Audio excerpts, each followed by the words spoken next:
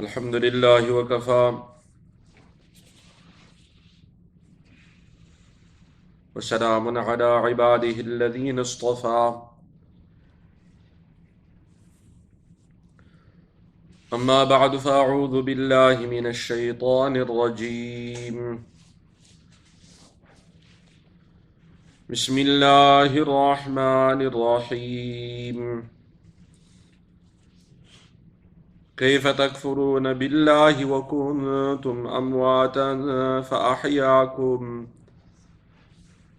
ثم يميتكم ثم يحييكم ثم إليه ترجعون هو الذي خلق لكم ما في الأرض جميعا ثم استوى إلى السماء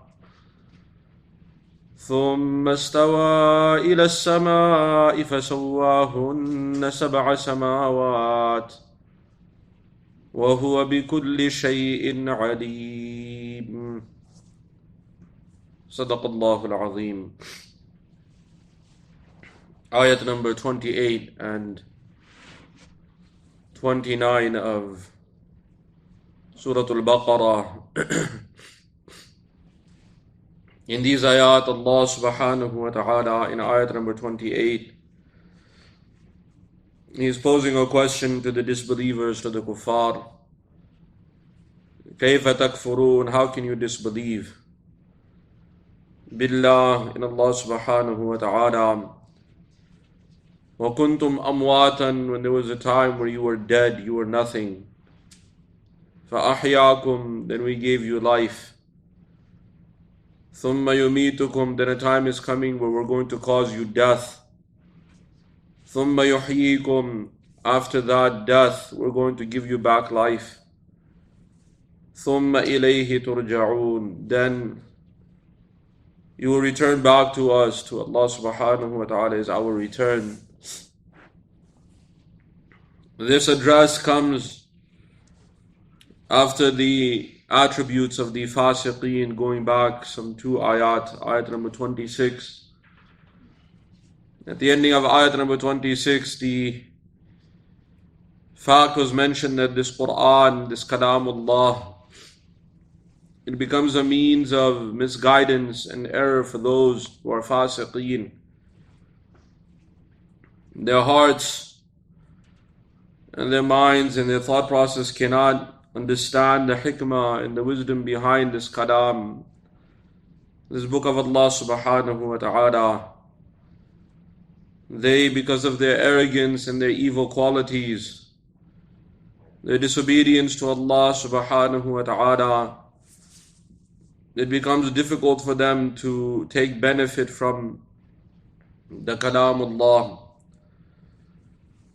Some of their qualities were mentioned in ayat number 27. And one thing is very clear, أُولَٰئِكَ هُمُ الْخَاسِرُونَ, they are the real losers. And it's easy to understand that a healthy person can enjoy many things. He can eat whatever he wants, he can enjoy life, he has good health. When you take a sick person, there are many things that may be healthy for a healthy person, that may be very good for a healthy person. But for someone who has certain sickness, it can become the cause of their death or very severe sickness. Similarly, the Kalamullah, for those who have Iman and who are righteous, so the Quran, the book of Allah subhanahu wa ta'ala, it becomes a means of guidance for them. But for those who have a sickness in their hearts, the sickness of nifaq, of hypocrisy, or the sickness of kufr, disbelief, or the sickness of arrogance, and other various types of sicknesses that can exist in the heart of the human being in the spiritual realm, one thing becomes very clear, that even something as pure as Kalamullah, it can become a means of their downfall because of their evil qualities. So Allah subhanahu wa ta'ala now turns our attention to the kuffar and disbelievers. But this is a question that is very, very open. To anyone who may read the Quran, كَيْفَ تَكْفُرُونَ بِاللَّهِ, how can you disbelieve in Allah subhanahu wa ta'ala? How can you involve in kufr, involve in disbelief? How can you go towards kufr? How can you go towards disbelief in Allah subhanahu wa ta'ala? وَكُنْتُمْ أَمْوَاتًا, when there was a time where you were amwat, you were all dead. The nature of those who are dead is that they cannot do anything. You cannot expect a dead person to even bring you one glass of water. If you take 2 dead people, that doesn't make a difference. You take 100 dead people, it doesn't make a difference. Regardless of how many dead people there are, the reality is they have no power. And there was a time where we were nothing. We were nothing, we had nothing. We had no value, we had no say. We were lifeless or dead. So Allah subhanahu wa ta'ala takes us to that time when we were nothing. And this is the nature of creation, that everything that is created, there was a time where it was nothing. So how can you expect any benefit from something or someone who at one point was nothing? And then Allah subhanahu wa ta'ala says, فَأَحْيَاكُمْ, then we gave you life. And what is life? What is in life? This quality of life is so useful and so beneficial. How many things are there that we have done as human beings?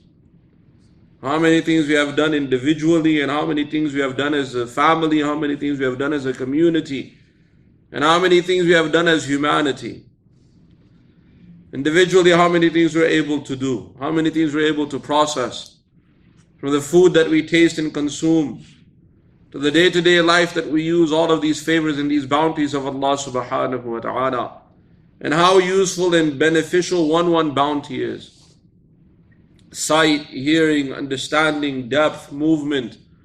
How many organs are functioning with each other and functioning equally. It's not that one organ is taking the power of the other organ or the energy of the other organ.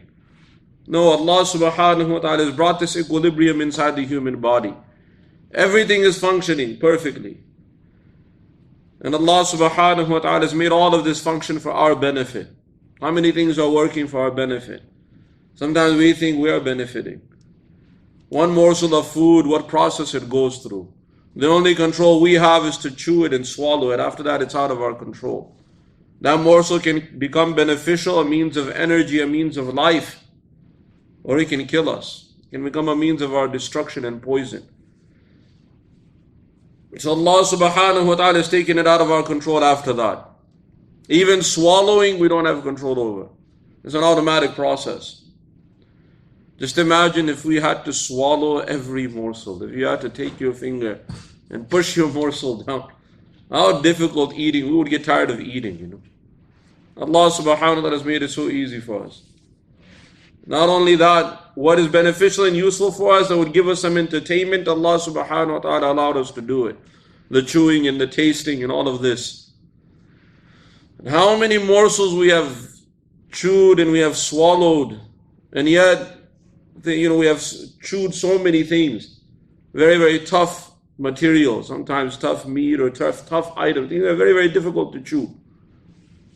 And yet there's a piece of flesh inside the mouth that is even less tough than that, this tongue. How many times have we bit it? When we do bite it, reminds us of where we are, puts us in our place. But Allah subhanahu wa ta'ala has created this system, an automatic system. And we don't have to physically think of chewing, Just imagine how difficult that would be. You have to process every morsel, Allahu Akbar. Every time you have to chew food, how difficult life would become. How Rahim and Kareem, merciful Allah subhanahu wa ta'ala is to us. But all of these favors, and I'm just giving you one example, how many other examples there are? You go in detail. How many favors we benefit from every single day that we don't even have to worry about.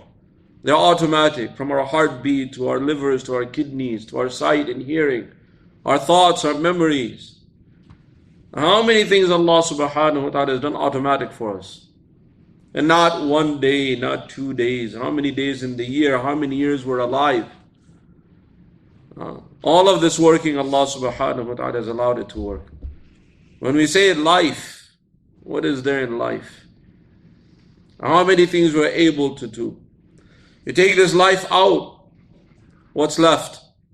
You can have a human being with strong muscles, strong memory, all these gifts and bounties. There's no life. What benefit? It's very easy to understand. You take the battery out of anything, what benefit it has? You can take the most powerful machines in the world. You take the energy source out. You disconnect them from the energy source. They become lifeless, motionless, useless. Similarly, Allah subhanahu wa ta'ala, from the time when we were nothing, Allah subhanahu wa ta'ala made us something. And even then we have the audacity. There are those who have the audacity to disbelieve in Him and not to accept Him. This life is an amazing gift. One of the greatest gifts that can ever be given to anyone or to anything is this gift of life. And Allah subhanahu wa ta'ala controls that life. It is completely and entirely in His control. No one else has control over our lives. ثُمَّ يُمِيتُكُمْ, a time is coming where He'll cause you death. Death is such a power that there's no creation that can face it. Allah subhanahu wa ta'ala has created creation. And He created the most powerful creation. The most powerful creation is death. There is not a creation out there that can face death. Even the most powerful angels that we may have heard of, Jibreel alayhi salam, or the other malaika and angels, when they'll face death, death will win. And it won't even be a struggle. It will be very swift. There is no force that can face death in this creation. Allah subhanahu wa ta'ala has created as such a powerful creation. And we have a mathematical formula for that also. They say math is a universal language. The number 0, multiply it against any number, what do you get? Against 1,000,000, billion, whatever number you can think of. Take the largest number you know, multiply it by 0, what happens? You get 0. That is death. So powerful. You can take any force in the creation, put it against death, death will win. There's no point in trying to escape it. One thing that's a reality is that death is a reality. When we have to go, we don't know. Wise people, when they're afraid of something, what do? They prepare for it. Foolish people try to avoid it and run away. Wise people face it and prepare for it. That's what wise people do. Those who are afraid of water, so they learn to swim. Those who are afraid of bullies or something, learn to fight. Those who are afraid of sickness, they learn how to take care of their health. Wise people, they always look. The wisest thing to do, prepare for it. But you can't face it. That's a reality. No one has ever faced death and won. Allah subhanahu wa ta'ala has created as such a creation that there has not been a creation till today, and there will not ever be a creation that will face death and win. They can't win. So if you know it's such a creation you can't win against it, so what's the wise thing to do? Prepare for it. That's what wise people do. Rasulullah sallallahu alayhi wa sallam, he told us, Al-kayyisu man dana nafsah wa amila lima ba'd al-maut. A wise man is one who takes account of himself, and he does those actions that will help him after death. Taking account of oneself, we should ask ourselves, how many of us track the words we say in the day? How many of us track our a'mal and our deeds we do during the day?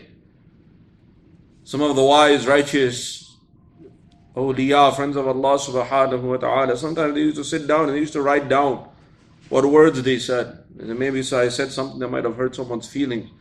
And on the day of judgment I have to face that, So they used to check. If they hurt someone's feelings, they would go to the person, ask him for forgiveness. If they did any good deeds, they would be grateful to Allah subhanahu wa ta'ala. If they committed any sins, they would ask Allah subhanahu wa ta'ala for forgiveness. This is what wise people do. Al-kayyisu man dana nafsa. A wise person takes account of himself. We're all students in this world. Take our example like students in a university. They're the smart students who study, take account of their time. They're on time for the classes, they're on time they're punctual with their exams, they're punctual with their assignments, they're punctual with their studies. They're wise. In the end, they succeed. And then you have those that are just there.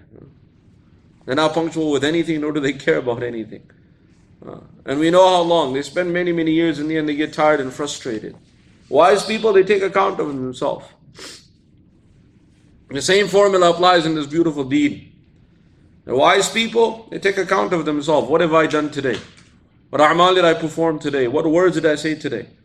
Did I waste my time or did I use my time wisely? These are things that should be checked. وَعَمِلَ لِمَا بَعْدَ الْمَوْتِ. And they do such action that will benefit them after death. That's why there's a famous saying, حَاسِبُوا أَنفُسَكُمْ قَبْلَ أَن تُحَاسَبُوا. Take account of yourself before you're put to account by Allah subhanahu wa ta'ala. Remember one thing, as far as huququllah, the rights of Allah subhanahu wa ta'ala, out of the extreme mercy of Allah subhanahu wa ta'ala, there's a chance we may be forgiven if we believe in Allah subhanahu wa ta'ala. When it comes to huququl ibad, the rights of others, we have to ask for their forgiveness in this dunya first. Because if they don't forgive us, we have to face them on the day of judgment. Rasulullah sallallahu alayhi wa sallam was sitting with some of the Sahaba radiallahu anhum, and he started explaining the rewards of some of the a'mal. That if you say subhanallah, you get a mountain load of righteous deeds, the weight of mountains. You say alhamdulillah, the weight of a mountain. You say la ilaha illallah, weight of the mountain. Allahu Akbar. Some of these other adhkar, they're weights of mountains. So the Sahaba radiallahu anhum, they said, if this is the case, then who's going to go to Jahannam, you know? These many mountains, so easy. Rasulullah sallallahu alayhi wasallam said, yes, there'll still be people who on the day of judgment they'll come with mountains of good deeds, but they'll have backbited someone. So the person will come and say, oh Allah, this man, he backbited me. So Allah subhanahu wa ta'ala will take from his mountains and give it to this person he backbited on. Next person will come, oh Allah, this person, he cheated me. So Allah subhanahu wa ta'ala will take from this person good deeds and give it. There's no currency on the day of judgment. The currency is what? Good deeds. Next person will come, say, you know, this person, he was jealous of me and he did this to me, he mocked at me, he hurt my reputation, he did this and he did that, explaining one right after the other. So in the end the person will run out of good deeds, you know. When the person will run out of good deeds, now what's left? There'll still be a long line of people waiting for their rights. So Allah subhanahu wa ta'ala will start taking from the sins of the other people and putting it in His account. In this world we called it collateral. Huh? Yes? You go to a bank, you take a loan, they ask you, bring some collateral. You know? If you're smart, you'll know how to flip that. And if you're not, there could be a problem. Huh? There was a wealthy person, this happened in Europe a few years back. And he went to the bank and he came with a very, very expensive car. One of these very Bentley or something. Very, very expensive car in the hundreds of thousands, for those who are familiar with vehicles. So he came to the bank and he took a $15,000 loan, you know. And they said, where's your collateral? He pointed to the car. So the bank manager was like, what? That's like a few $100,000 car you're taking it against this loan, $15,000. Okay, no problem. So the man, he went and, you know, he came back after 2 weeks, returned the money and took his, you know, he went on this payment plan and he took his car and he drove away. So after some time, he came back to the bank, and the bank manager, he was kind of surprised. He said, this man took $15,000, left behind a few $100,000 car. After 2 weeks, came back, returned the $15,000. I don't understand what was this strange system, you know.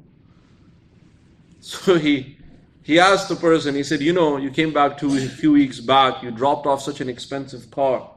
You took $15,000. After 2 weeks, you returned the money and you took your car. Weren't you afraid we're going to take your car? Well, tell me the reason behind this, you know. I'm trying to understand. The man was a very smart businessman. He said, you see, I went all over in London. He was laughing. He said, you know, you guys think you got the better of me. Let me tell you the true story. He said, I went all over London, and for me to park my car anywhere for 2 weeks, you don't know how much it cost. A car like that, the kind of security needed, it could cost in the thousands. So I had to come to you to take a reasonable loan, so you'll take that as collateral. The reasonable loan was $15,000. Now tell me, where in London can I park my car for free for 2 weeks, you know? On top of that, the best security. So you guys did security for my car. Anyhow, don't try these tricks. For those who are owners of bank, don't let someone fool you like that. Anyhow, the moral of the story is that there are some people who are very, very smart even on that. But collateral, we always have to leave behind. On the day of judgment, a person will come with many, many good deeds. People will take the good deeds. What will be left? Line of people who he has hurt. Don't think that you'll hurt someone in this dunya and they won't be able to take revenge. On the day of judgment, there will not even be one atom, one iota, even one atom of dhulm allowed. There will be complete justice. Allah subhanahu wa ta'ala tells us in the Quran, إِنَّ اللَّهَ لَا يَظْلِمُ مِثْقَالَ ذَرَّةٍ. Allah subhanahu wa ta'ala doesn't even do one atom of oppression. He will not allow it. On the day of judgment, that lamb or that ram that had horns, that hit the other ram without horns, Allah subhanahu wa ta'ala on the day of judgment will bring back those two rams. The one that didn't have horns will be given horns to hit the other one, just to establish justice. That's for animals. What about for us human beings? So the people who still have their rights, oh Allah, this person took our rights. So Allah subhanahu wa ta'ala will take from the sins of the people and put it in the account of this person. Where do you think this person will end up? So this is what this hadith speaks about. Be very, very careful about the rights of others. Don't think you'll oppress someone and you're going to get away with it. You'll get away with it in this world. You might be smart and clever. Nothing will happen to you. But fear that day where every man has to stand for himself. لِكُلِّ امْرِئٍ مِّنْهُمْ يَوْمَئِذٍ شَأْنٌ يُغْنِيهِ. Every person has to stand alone. You have to go to Allah subhanahu wa ta'ala alone. You stand there. وَكُلُّهُمْ آتِيهِ يَوْمَ الْقِيَامَةِ فَرْدًا. Allah subhanahu wa ta'ala says, all of them on the day of judgment will come alone. You have no, in this world you say so and so got my back. You have insurance just in case, And we have lawyers just in case. On the day of judgment you have no one. You have to come alone. And whatever you've done, you have to face it. So wise people, they take account of themselves before that day. They check their a'mal before that day. If they've hurt someone, they ask for forgiveness. Somebody might say, oh, that person might be a coward. Brother, if you see the fire of Jahannam, you realize what a real coward is. May Allah subhanahu wa ta'ala protect us from that fire of Jahannam. It is better to look like a coward in this dunya and ask for forgiveness from someone than to face the fire of Jahannam. Because on that day, no one will have your back. You won't be able to turn to anyone. Even your parents will run away from you. You will run away from them. No son will be able to benefit their father. Allah subhanahu wa ta'ala tells us in the Quran. And we're specifically told to fear that day. Not in one place, in how many places in the Quran? Ya ayyuhan nasu ttaqu rabbakum wakhshaw yawm. O mankind, fear your Lord. Wakhshaw yawman, and have fear of that day. La yajzi walidun an waladi, where no father will be able to benefit his son. Wala mawludun huwa jazin an walidihi shay'a. And no son or child will be able to benefit his father or parents in any way. Inna wa'adallahi haqq. That's a promise of Allah subhanahu wa ta'ala. It will definitely happen. And if that is the case, فَلَا تَغُرَّنَّكُمُ الْحَيَاةُ الدُّنْيَا. Don't be deceived by the glamour of this world. This world is an amazing deceiver. This world, it's an amazing deceiver. The greatest con artist, this dunya, this world. Do you know where this word con artist comes from? You're familiar with this word con artist? You know where this word comes from? Back in the early 1800s, when Wall Street first started, there was a man who used to walk on the sidewalks. And what he would do is he would just strike up a conversation with someone and just few minutes walk with them to work. And in those few minutes, 2-3 minutes, he used to win their confidence. So what he would do when they were partying, he would become friends with this person, but he had this gift of speech. One of the most powerful gifts that Allah has given a human being is the gift of speech. So in that few minutes, he was able to convince the people, and he used to tell the person that tomorrow I'll see you, and we're parting ways. Do you trust me? The person within those few minutes, he'd say, yeah, you're such a nice, kind-hearted person. These few minutes, I feel so comfortable with you. The man said, okay, fine. Can you give me your watch? And tomorrow when I meet you, I'll give it back to you. So the person would take off very expensive watch at that time and would hand it to him. Another person would give him his wallet. Another person would... So many items he collected like this. Finally, the police caught him, And the people took him to court. And in court, there was this big crowd of people he had taken things from, expensive watches and wallets and whatever other expensive things he could take. Sometimes he would take very, very expensive items from them. So in court, they started, the judge came. One by one, the people were coming. He took this from me and he took that from me. And long list, this man became very, very wealthy from taking these items from the people. So at the end, the judge said, okay, do you have anything before we sentence you? So the man, he stood up, he said, let me ask, he told the judge. He said, now that all these people have spoken, my turn to speak. The judge said, okay.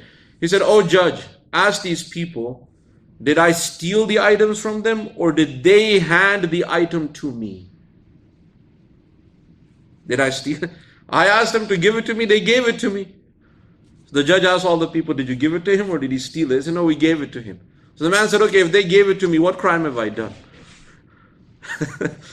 If they gave it to me willingly, what crime have I committed? So the judge was surprised. He said, what can we name this? This is some strange law. How do we apply this? So the man said, let me tell you something. I'm just known as a confidence man. He became famous for being called. He would win your confidence and take something from you. So now to say confidence man, this is too long to say con man, Yes, he was conning people, winning their confidence and taking things from them, which is not a crime. Don't do it. I'm not just letting you know this is where the word this is how the dunya, this is how this world is. Isn't that what the dunya promises us? This world says, okay, if you work, I will give you this and I'll make you the king of the world. Name somebody who this dunya has not given a promise to. If you get this job, I will make you the king of the world. How much we work. We've given up our salah to the dunya. We've given up our huquq to the dunya. This money, this wealth. What is there that we haven't sacrificed for the dunya? Isn't this the greatest con artist?